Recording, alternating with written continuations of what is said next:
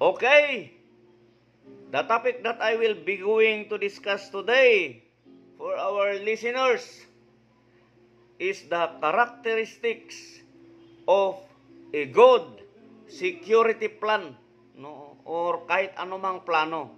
And again, ito ay batay sa aking sariling pagsisiyasat plus my actual experience sa larangan ng kagwardyahan. Ayan. So, meron tayong 5 napili na characteristics at binigyan natin ng acronym na GLOBE para mas madaling maintindihan. Ayan. So, itong GLOBE na to ay genuine, yung letter G, L stands for logical, O stands for objective, then yung number 4, balance, at ang number 5, empowering. Okay? So, unahin natin yung genuine. Ayan. Ang isang plano, guys, is kailangan genuine yan, hindi copy-paste. No? And when we say genuine,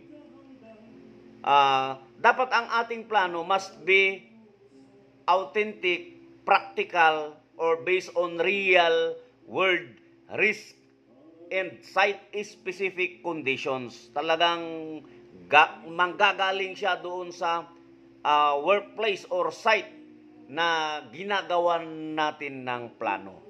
Di ba?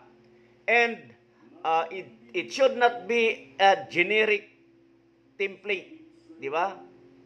Normally, okay lang mangupya.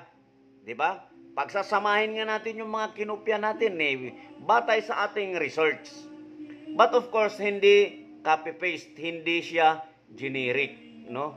Pagsasamahin lang natin, then i-merge natin siya doon sa mga kaalaman natin, natutunan natin sa industriya, batay sa actual experience. Ayan. At ano dapat, no? Batay din doon sa basic na pangangailangan, basic needs, di ba? Assets, vulnerabilities, di ba? Of the facility kung saan gumagawa tayo ng plano, no? Basta take note, no, when we say genuine, kailangan talaga batay sa ating sariling gawa, di ba? Basing on facts. No? Natural na mangupya tayo, pero siyempre hindi yung talagang kinupya as in. 'Di ba? Kukuha lang tayo ng reference points, yung mga important points of yung mga detalye na kailangan natin, din pagsasamahin natin. 'Di ba?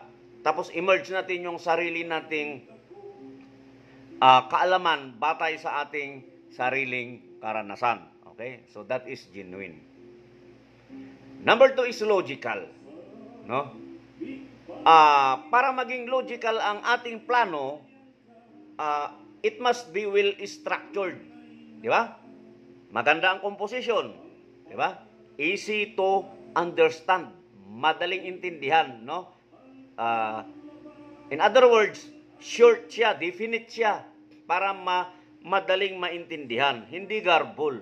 Kaya nga, organization is important, no, para magiging logical. Di ba? Then, kailangan malinaw yung mga rules. Di ba?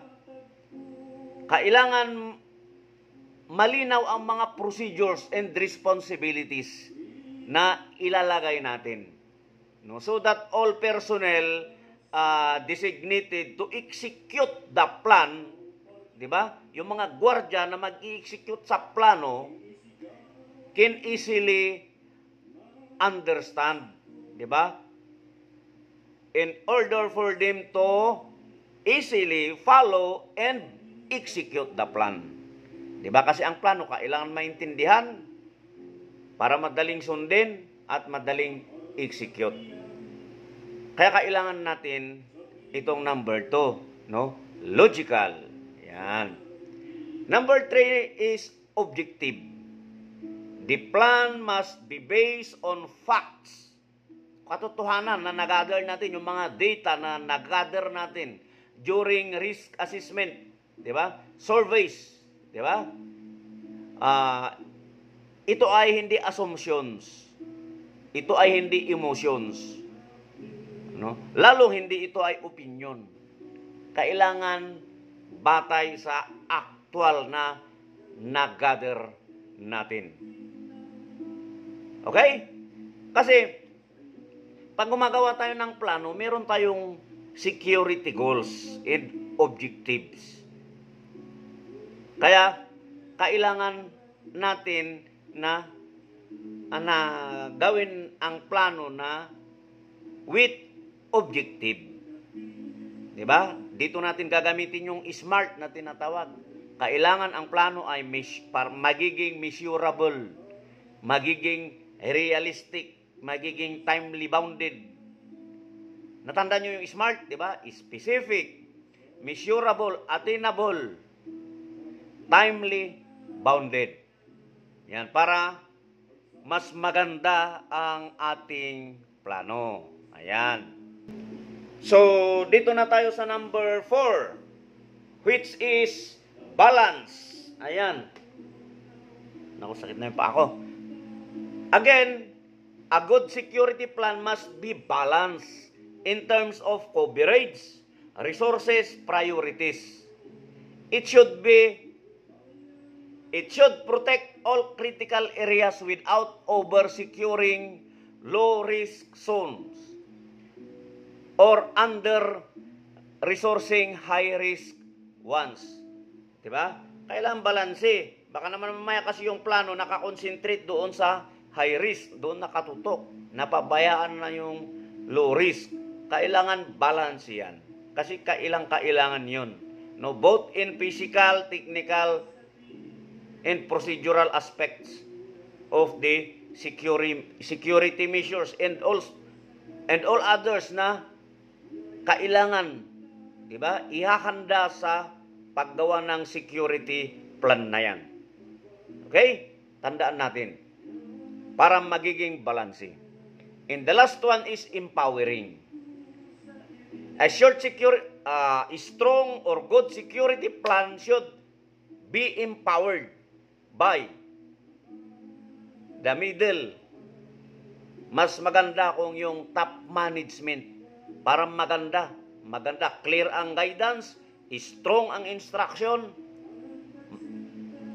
manggagaling sa appropriate authority para yung mga executor, yung mga tao nating mag-i-execute, high moral at magkakaroon ng tamang kagamitan at budget.